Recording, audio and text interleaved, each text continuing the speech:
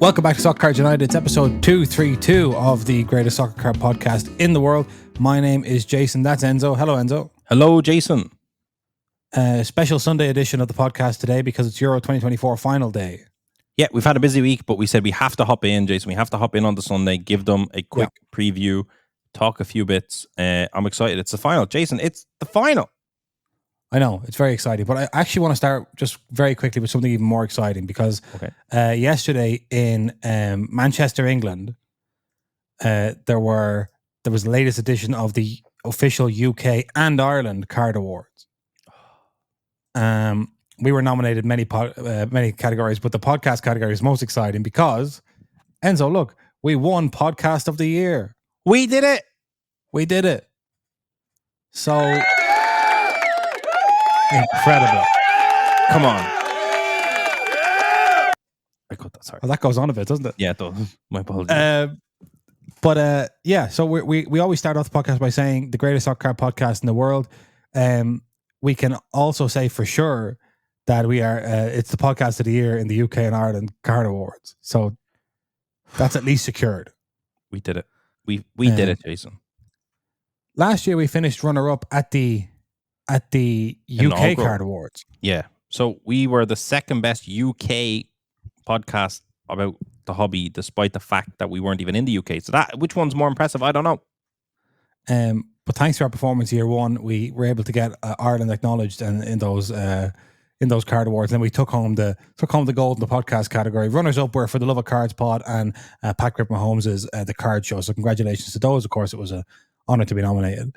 We were nominated in other categories as well. We didn't win those, so let's not talk about them. But very well done to everyone for organising those awards and for being nominated and winning in the various categories. Shout out to, I believe, Lawrence, who accepted the award on our behalf, Jason, and is going to deliver it back to the island of Ireland, I believe. Brilliant. Yes. So shout out Lawrence.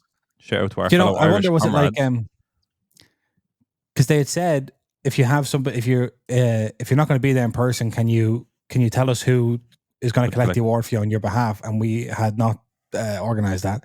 Yeah. And then Lawrence, I think, stuck his hand up and said, "I'm going back to Ireland." Yeah, I'm Irish. And they said good enough.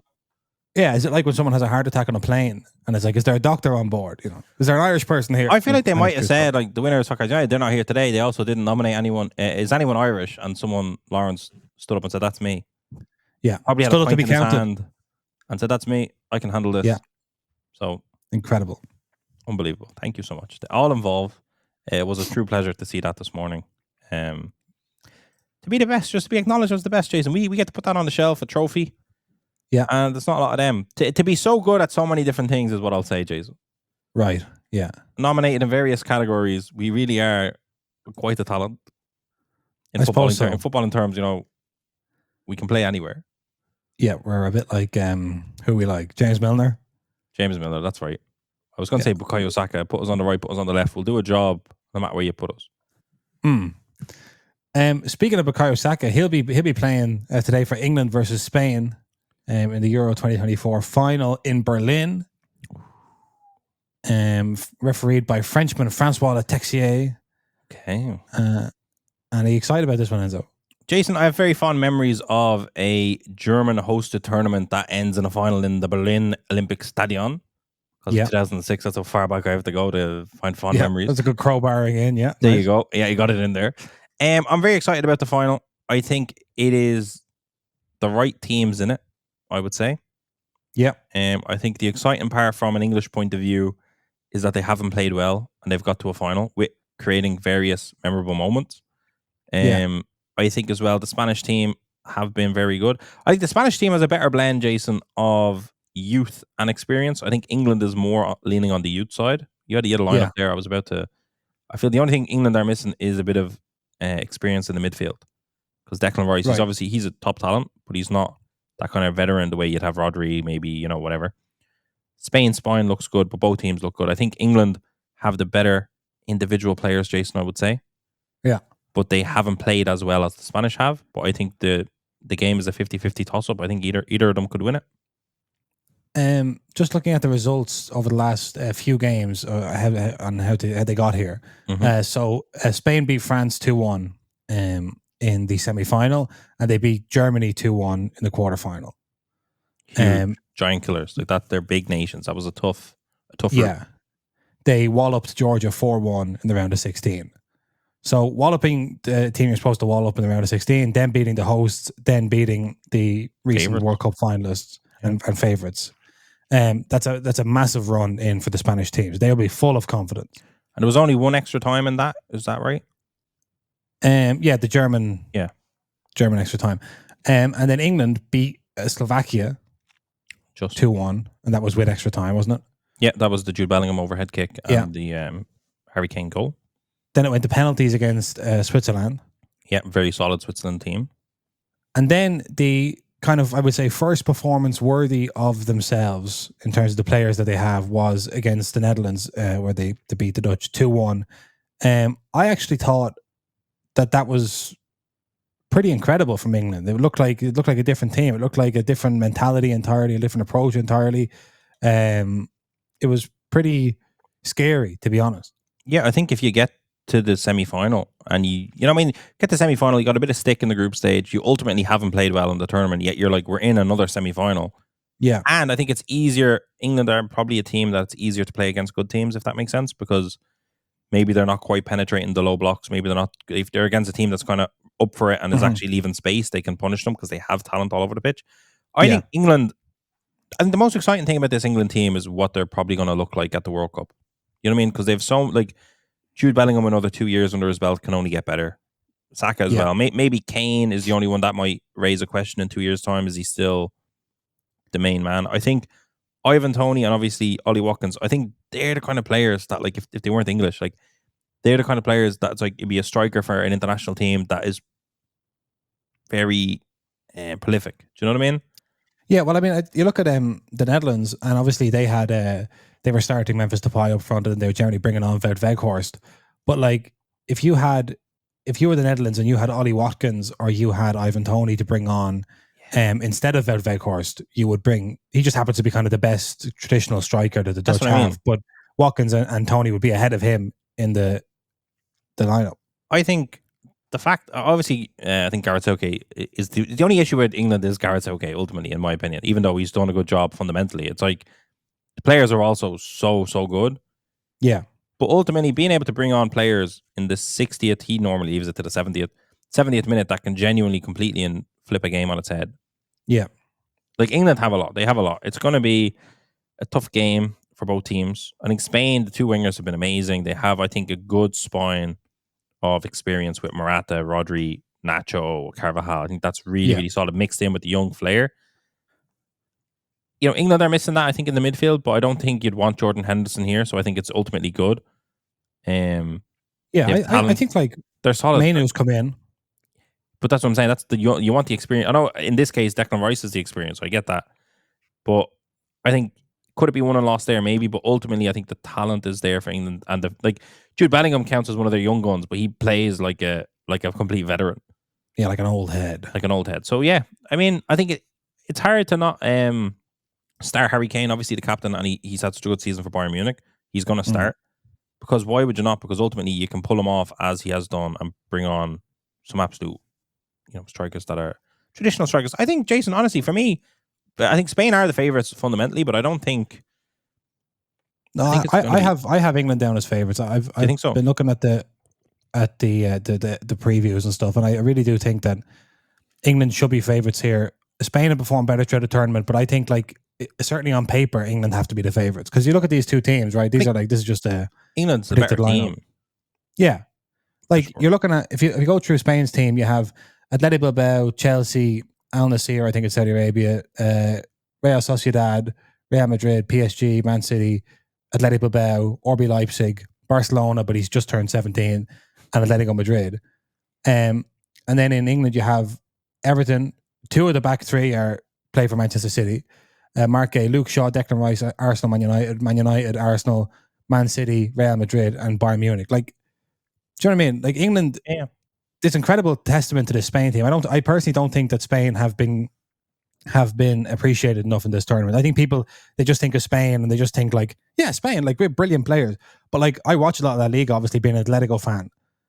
These are not like a lot of these guys wouldn't beat their English counterparts or their German counterparts or their French counterparts into a team. Yeah. And I think Luis de la Fuente has this thing going on where, because he's not a known manager, it's assumed that he must have nothing to do with it. He doesn't really get talked about. Like, think about the amount of people you hear talking about Gareth Southgate versus the amount of people you hear talking about Luis de la Fuente. And it is that thing of, if that was like, I don't know, if Unai Emery was the Spanish coach, or if Mikel Arteta was the Spanish coach, you would be talking about, this is an incredible job he's done with this team. But because people aren't quite sure who this guy is, there's just like, well, I'm not comfortable talking about him, so I'm not going to talk about him. But like, he's had success with a lot of these players at under 21 level. He's obviously managed successfully at youth level, so he knows how to deal with young Spanish players like Nico Williams, Lamine Yamal. And I just think this is one of the great. This is one of the great teams, as opposed to a team of greats, for sure. And I think regardless of what happens today against England, I think the Spanish fans should be very proud of their players. Yeah, like I was at the game when Spain played against Italy, and obviously it was 1-0. Calafiori scored an own goal, but like, that was a statement performance. That could have been a result that kind of went around the world. Like, that could have been a 4 or 5-0 easily. Yeah, I was watching that game with my heart in my mouth, freaking out. We were very lucky to only lose 1-0 and to an own goal. It looked like, if you look at the result, 1-0, it was an own goal. Italy, whatever. But it was literally, Nico Williams terrorized us. Pedri should have got like 2 goals. It was like, Donnarumma made amazing saves, and people missed some, whatever. That could have been 4 or 5-0, and that's the kind of way they've been playing. They've had, obviously, you have to remember, Spain played Croatia, who obviously weren't at the guns, but still a great team. Croatia, Italy, Germany, France to get here. So that's a crazy, crazy run. But at the same time, like, that takes its toll as well. Like, the Germany game wasn't a walk in the park. They didn't dominate. They just about got there. I think France let them off the hook in the second half of the semi-final. Didier Deschamps made an absolute dog's dinner of it. I think if you're in that Spanish team, I think you're kind of shitting bricks a little bit, because England have kind of walked to the final without being remarkable, and yet they've looked kind of in control of what they were doing.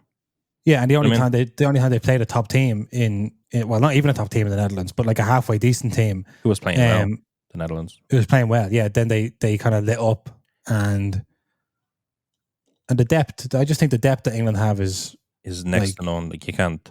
Yeah, how do you compete with that kind of to a certain extent? Like, Phil Foden, Jude Bellingham, Harry Kane, like, that's unbelievable, and that's without even thinking of like Eze coming off, or Cole Palmer. Do you know what I mean? But it's like, and people are like, he should be starting, but it's like, yeah, but how class is it to bring him on with 30 minutes to go when he's fresh as a fiddle, while other people are getting tired on the other team? Like, it's very, very, very good. I think Luke Shaw on the left could be a bit dodgy.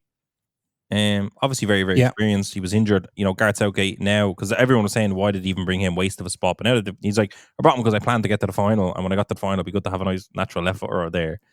It's good. And obviously, Kobe Mainoo, this thing where it's like, if you're an English fan, you must be very, very happy and very excited. But at the same time, like, if Gareth Southgate wins this, you'd imagine he's 100% going to be there for the next World Cup.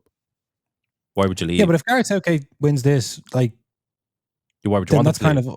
Why would you want him today? If he's gotten in and around here consistently, so if he takes the next step and wins the trophy, then it's like, do it again in 2 years' time when the team has just gotten better, because all of their best players are young as a motherfucker. Yeah, I mean, especially like the difference between like this England team and I think other England teams that Southgate has managed is that he has kind of abandoned his favourites policy. 100%. It's like, okay, he might not have gone as far as some people would like him to go, but he's still, like, for a man that was ultra conservative, ultra set in his ways, he has still moved significantly towards a more form-based selection process and a much more fluid selection process. So, like, if he then goes and wins a tournament with that process, then the World Cup is in your sights, firmly in your sights. Yeah, to be honest, like, getting rid of obviously Henderson and Harry Maguire, Rashford, like, they were huge decisions. Sterling, there was more as well. Someone else was absolutely devastated. I can't remember who it was. Ben White. Maybe there was a couple that were like absolutely. Madison. Yeah, James Madison. But like, ultimately, I do think that he's been in charge long enough, Southgate, that he actually got to a point where he was afforded the luxury. No Jack Grealish either. Sorry. Yeah, Jack Grealish was a big one. So like, big decisions.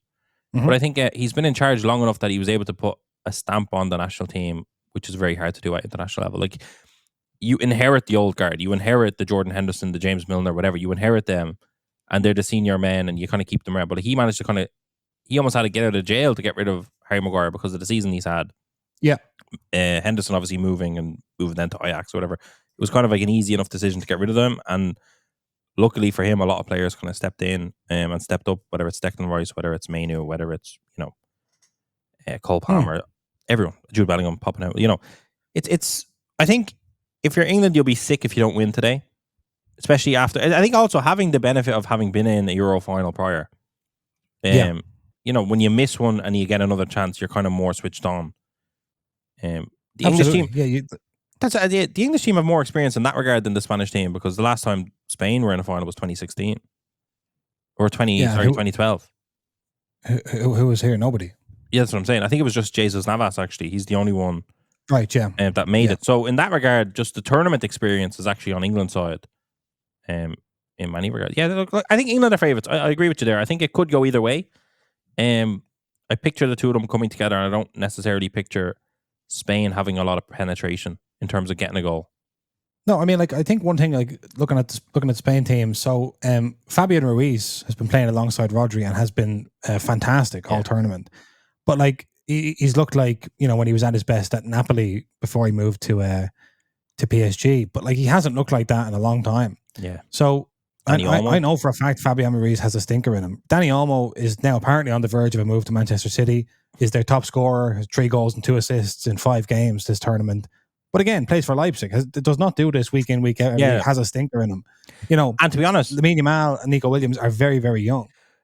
Very young. I do think if you're in the England camp, I don't think England have it in them, but I do think you need to just put a big tackle on one of them early doors. Like if you really just crash into Lamine Yamal, even if you take yellow card, I do think it shakes him up a little bit. I really do. But Nico Williams, like I've seen better players than Nico Williams struggle against Kyle Walker. So Kyle Walker's just still a bit of a monster at the back. So it's like if you neutralize one of the wingers, and the Spain team is built on 2 flying wingers, I think you neutralize that and then just get a goal. I think it's there for Gareth Southgate. Sir Gareth Southgate might be in the near future. This is absolutely spine chilling. Like, but the more I look at it, I go like, right, Carvajal. You and I have both actually seen Carvajal melt down in person. When Real Madrid went to San Sebastian. When he got that red card in the was it the group stage in round of 16? I think it was. He just punched your man. Do you remember? Yeah. No, I mean, and so Carvajal can explode. Cucurella can explode. Morata can explode. Like, these are all guys with pretty hot, not to stereotype Spanish people, but with pretty hot kind of Spanish tempers. Like, I really do think that if you just try and make a good old fashioned English game out of this and play your football, like, I don't know. I think this has been framed completely wrong by the media. I think it's the history of England in recent years that, like, they're not that they're the underdog, but it's like it's this belief that they won't get it done, and therefore they're and Spain have that name, as you said. They're like, people without even watching Spain, people are like, oh, I'm sure they're doing the ticky-tacky football and they're unbelievable and it's like, it's a bit different this time. It's, they're still great. It's more direct. It's based on the wingers. Yeah. Like it's different. Yeah, like the wingers are getting it and they're running. They're not recycling the ball. Like, it's different. I mean, obviously, like, I don't want to take away from Spain, but like, I think this is much more of a toss up than it's been. Yeah, like I kind of look at it and I think which one of these two teams should lift the trophy. And like, obviously, Spain have played better throughout the whole tournament, but I mean, in terms of the actual squad, like if you're England and you lose to Spain, I think you're going to feel sick. You don't want 2 teenagers starting on the wings and you're losing. That's what I mean. And like, you're not seeing Iniesta, Ramos, like they have good players, of course. Rodri is obviously top tier. Yeah. But apart from that, it's kind of just like, these are Spanish kind of not journeymen, and you got youngsters. Yeah, that's it. It's not vintage. And like, I mean, as you say, the two very young wingers. Lamine Yamal, obviously, we're going to talk about his cards now in a second, but like, he's been incredible. But like, if it goes to look at that patch auto from Museum that you have there. If it goes to extra time, Spain will have to pay a fine if they play Lamine Yamal. Yeah. Because they said young use child labor laws in Germany and all that stuff. So like, that's obviously a fun fact, but it's also a genuine point, which is like, you have, treble winning players in your team. If you're a Man City player playing for England, You know, you've Harry Kane, you've like experienced guys. But You it's like, shouldn't be losing. here's the reality, right? And people won't necessarily want to hear it. Like England can obviously play the final in two ways. One, they can just go out there and try kill Spain, which they have the talent to do. Yeah. But from a fundamental, like if I'm Gareth Southgate and it's a final and it's all about winning, it's like, okay, their biggest goal threat has been coming from the wings. Yeah. Morata isn't going to bully our centre backs and get a big goal necessarily if we're on our game.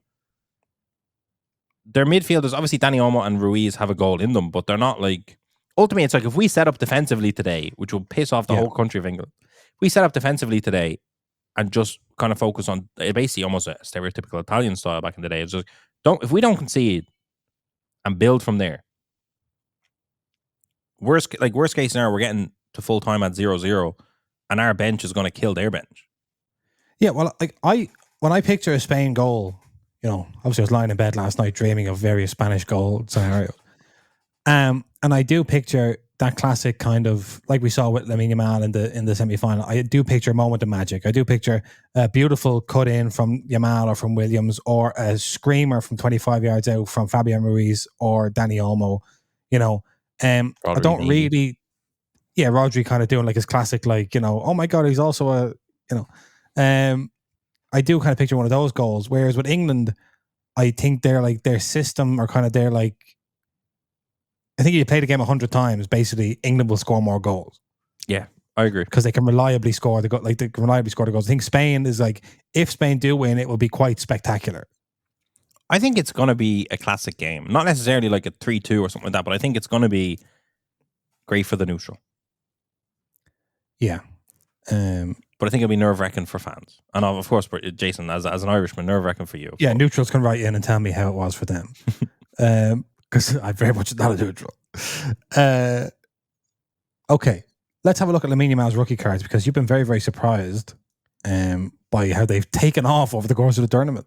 They've jumped. He's obviously had a great season for Barcelona. He's absolutely cemented himself in there. But we have, for the first time, and it feels like a long time, had performances on a pitch, and of course international tournaments are always going to add to that, but they have there is Lamine Yamal fever going on all over eBay and all over the hobby. I've been told, even Card Hobby, because people like to pick up stuff there, they have their various forwarding addresses. I've been told his price has trebled on Card Hobby. Wow. And Card Hobby, can I just say, is a place I refuse comps from Card Hobby. I consider Card Hobby, for anyone who doesn't know, is like Chinese eBay. Chinese eBay, essentially.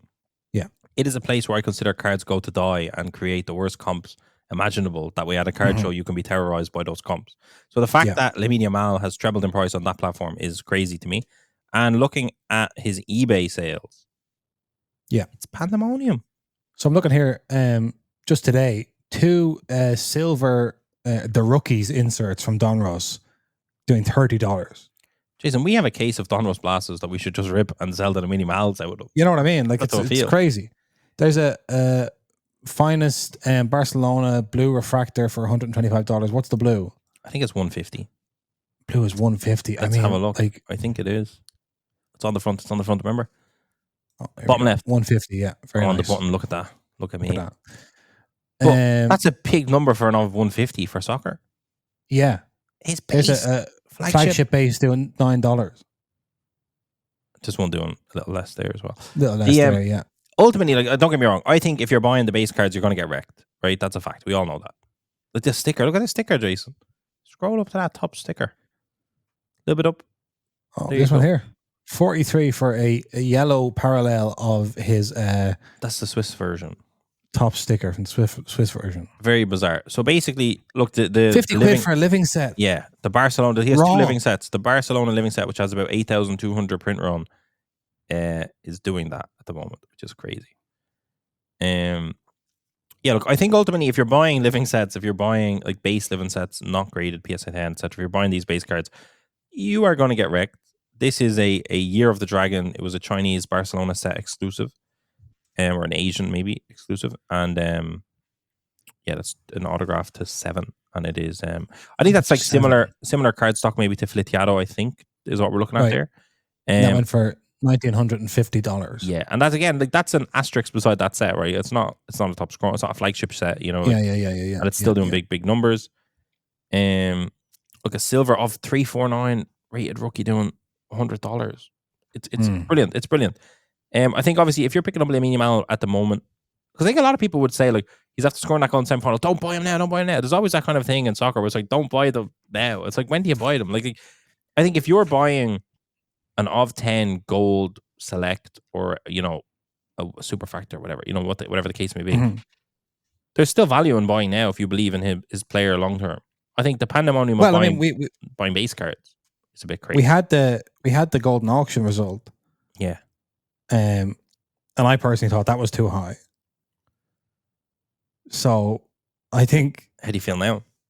I still feel I mean I feel the same way, because I just don't think we just haven't seen it develop, Jason, all the way to a proper soccer rookie prospect go on to have a legendary career, and then what does that one super factor do? We don't have that data. That data is not in the soccer world at the moment. Like Jude Bellingham is probably the first real player that data will exist for. He has sales in the 20,000 range that are probably double now. Yeah. We're not going to see it unless it hits the market. Like, it's hard to... Could win a Ballon d'Or. Yeah, he could win the Euros. Like, let's not forget how big of a deal that would be. He could get the goal. Yeah. If he gets the goal that wins them the Euros, say tonight, he has an overhead kick in his thing. He scored in the group stage. He's going to be tied for the Golden Boot as well with seven other people or six other people. If no one else, if Danny Olmo or Harry Kane don't score, which they're going to share. Which that's what I'm saying. They'll all share. So it could be like he got a Golden Boot. He had an overhead kick. He won the final. Like, that's by itself is enough to be a legendary player. Yeah, without everything else he's done. So yeah, I think time will tell if these are good investments. I think imagine if there was a super factor Messi rookie, like what would it be? It would be an insane price. Do you know what I mean? We don't have, and I'm not saying Lamine Yamal's Messi. I'm not saying that. I'm saying we just don't have that data. No, I know. What would a Modric super factor 101 do with the? He's not one of the greatest players of all time. I mean, he is, but he's one of the greatest. You call him one of the greatest midfielders of all time, maybe than players. I think you would if you had your hobby hat on, but you'd call him one of the greatest players of all time if you were just talking about football. I don't know. Like, if people do Jason like a top 20, I don't think it's always forwards. It's always forwards. That's what I'm thinking. Right. Yeah. But like either way, what I'm saying is one of the best in class. He's not the Messi, he's not the Ronaldo, but he is what he is. If he had a 101, what would it be doing? Because he's such a cult player, etc. So yeah, it's hard to tell. I think obviously, as in anything, if you're kind of buying the low numbered, whether it's of 99 or lower, you probably do fine buying the minimum. I mean, like, one thing is, like, this is obviously, it is kind of a self-fulfilling prophecy, because assuming enough people are spending the money on these Lamine Yamal cards now, then there's going to be enough interest in Lamine Yamal. There's going to be enough everyone's going to have kind of an equal share in Lamine Yamal, prices staying strong. So at that point, you're then relying on everyone holding, and that should happen if he was to win tonight. Yeah, it is that thing as well. Like, if you're trying to buy Jude Bellingham rookie cards from his rookie year, which was printed to no end, it's not that easy. There's certain cards that you can't find. Yeah. Someone actually did a post about this, and I actually should make sure they get the credit that they deserve. Someone did. I don't know if you've seen this, Jason. They did. It was a. They called it the modern scarcity paradox. Okay. Did you see that? I haven't seen this. I don't know what this is. No. Oh, I really want to find who did it, because it was. I actually read it and was like, that was unbelievable. It might right. Be, I found him. All right. So it is Myth or Football on Twitter. And he did such a good job at it. I think he might have only shared it on his story. But it was essentially this idea of, like, there's so much being printed, and yet what happens is, I'll give you Cliff Notes, Jason. What happens is the boxes are more expensive than the cards coming out of the boxes in many regard, which is always the same, right? Yeah. So the modern day scarcity paradox is that even though they've printed so much of it, it's really hard to actually find the cards that are in it, because people are not selling the boxes. They refuse. There's a floor. They refuse to sell it. Therefore, there's less being opened, even though the supply is big. Mm-hmm. So, like, for example, Champions League Stadium Club Chrome isn't being opened every day, and there might be a lot of it made. Or even, Champions League Chrome from 2020, from the Jude class. Champions League Chrome, it's not being opened at a big rate. So it's like, if you didn't pick up the rookies during release week or release month, like, you just started now, for example, you started now, you wanted to collect the full gold set of 2020 Jude class Chrome or 2020 Stadium Club. It's so hard to do it, even though, technically speaking, the print run is really, really big. Do you know what I mean? It's like, so it's just a weird thing. So what I say that to say, like, if Lamine Yamal goes on to be a wonderful player for the next 4 or 5 years, this year's boxes and this year's Lamine Yamal cards are going to become more and more scarce. Yeah. Even though the print run is big and they're not actually scarcer, but it's just literally finding all 50 in 2 years' time. It's going to be a lot harder. Yeah, I agree. Like, I think the card dynamics of it all work really well. Like my reservation about Lamine Yamal, which I was talking about on the last one when we were talking about the golden auction result, is that okay? Say he won the Euros with Spain, amazing. That is incredible. He was an incredible player. All that stuff. He goes back to Barcelona. There's still no money. Hansi Flick is the manager, if they can register him and his staff. And I just worry about Lamine Yamal generally, but that's not really my job to worry about that. I'm not worried about him being an incredible player. I am just worried about what his prospects are at club level. When is the next time we're going to see him in such a high profile situation as we're seeing him in tonight? Maybe it's the next World Cup. Maybe it's next year at Barcelona. Maybe he is that. I mean, because you have to remember when Messi came through at Barcelona, there was a pretty lax sporting atmosphere in that club at the time. And there was constantly managers falling out with players. There was guys on inflated wages. There was Ronaldinho and Deco going out every night and not really training and all this stuff. So like you brought Messi into that situation. You go, oh my god, this kid's amazing. But like, how are this group of players gonna ever deliver him the trophies he needs? So maybe Lamine Yamal is that transformational player. I don't know. I'm just saying I think there's a high risk margin because like I was talking about with Spain, I think when we've seen this with Pedri, we've seen it with Gavi, we've seen it with Ansu Fati. I think like Spain, there is this thing of Barcelona. Oh, sure, like he's going to be winning Champions Leagues and everything like that. Living off the past hype of that club, and they're just not that club anymore. But that's going to take a few years for card prices to catch up with that, even if the players are spectacular. I think obviously PSG are trying to buy him. They I think there's talks of a 250 million thing. Like, I don't think him moving to PSG would be good for his card prices necessarily, but also at the same time, it's like the global kind of just hearing that someone's trying to spend 250 million on this 16-year-old. It's like, who's this player? That gets like even people that are kind of adjacent to soccer. I think regardless of whether he goes to PSG or not, I think he needs to. I do think he needs to leave Barcelona because of the state of the club. Because the state of the club, suppose, just I think he needs to get out there in the open market. Once you're at PSG, you can then be sold to anyone else. Yeah.